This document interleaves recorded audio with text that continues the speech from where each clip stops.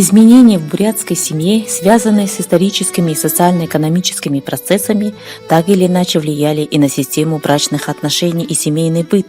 Главой семьи всегда считался отец. Все члены семьи подчинялись ему беспрекословно. С самых малых лет детей приучали знать своих предков по мужской линии. Дети с малых лет заучивали свою родословную. У агинских бурят широко был распространен обычай усыновления детей. Каждая бездетная семья старалась усыновить детей, в особенности мальчиков, чтобы они продолжали род и не дали погаснуть огню в семейном очаге.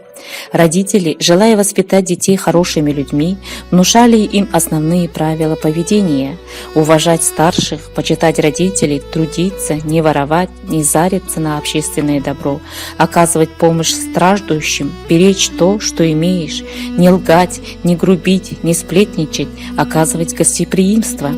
Вплоть до 30-х годов XX века буряты справляли свадьбу по старому обычаю.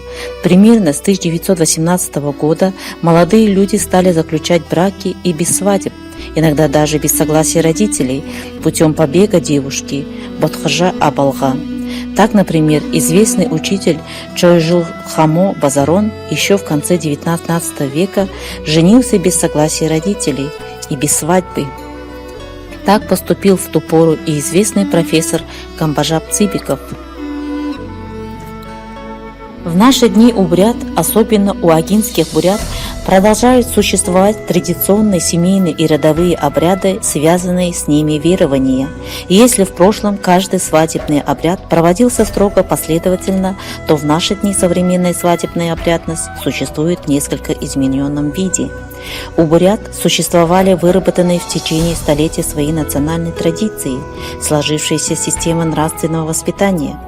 К сожалению, вследствие новых условий жизни, общественных отношений в наши дни у современной молодежи, на наш взгляд, нарушаются определенные моральные устои, нравственные нормы, которые передавались из поколения в поколение.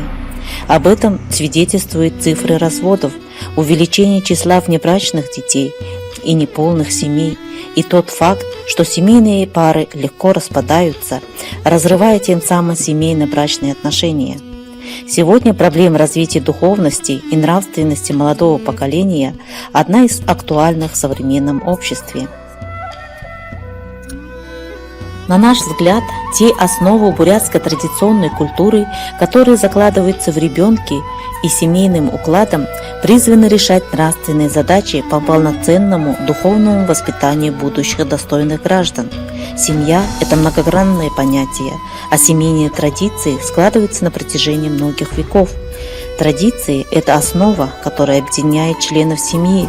У каждого народа на планете имеются собственные взгляды и представления о семье и семейных традициях, познакомиться с которыми не только интересно, но и поучительно. Обращаясь к молодому поколению, хотелось бы напомнить еще раз о значимости и ценности семьи, о серьезном отношении к семейному вопросу, о морали и нравственности и о соблюдении нравов, древних традиций, обычаев своего народа, сохранении традиций и их соблюдение и передача следующему поколению – залог крепкой и дружной семьи.